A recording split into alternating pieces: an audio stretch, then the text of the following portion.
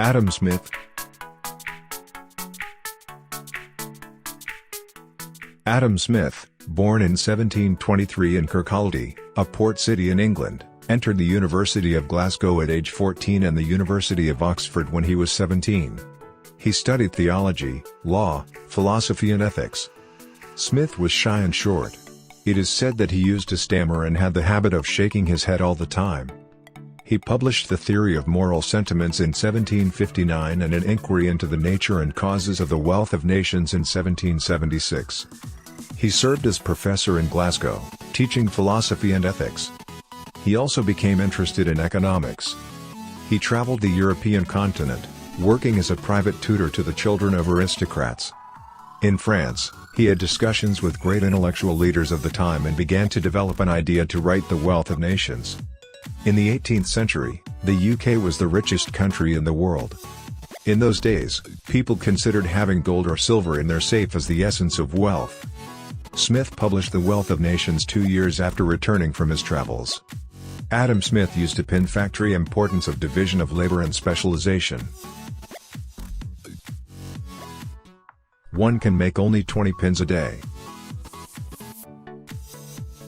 But when the process of manufacturing a pin is broken up into 18 steps with 10 men working under division of labor, they can make 48,000 pins a day. In economics, achieving a synergistic outcome by making an effective input is called increasing returns to scale. This requires specialization.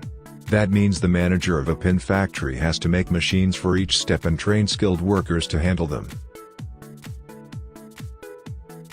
Smith also emphasized the importance of having a market where those products made on a large scale with specialization and division of labor can be sold. He was that kind of person who didn't even know how much time had passed when he was lost in thinking. But he also enjoyed doing something strange just for fun. One day, he was passing by a palace with his friends and he suddenly picked a cane and copied what the lifeguardsmen were doing. Irritated guards looked at him, but they did not throw him out because he was a well-known man. Smith lived with his mother Margaret. After his mother passed away, he lived alone. He opposed mercantilism, and believed in the principles of free market driven by the invisible hand, but he did not unconditionally support laissez-faire. In other words, he didn't trust government.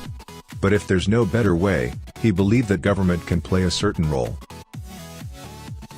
Before his death, he asked his friends to burn his unpublished scripts, saying that he did not want people to read his incomplete works. The equivalent of 20 volumes of Smith's unpublished scripts were burned by his friends.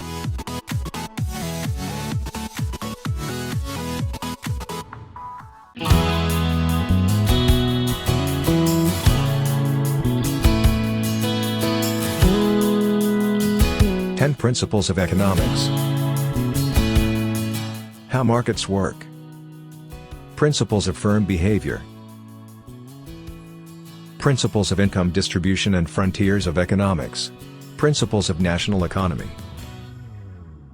How money and exchange rates work. How economic fluctuations and economic policy work.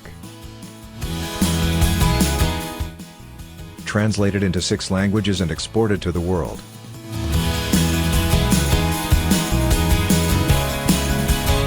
The people of the world enjoy economics,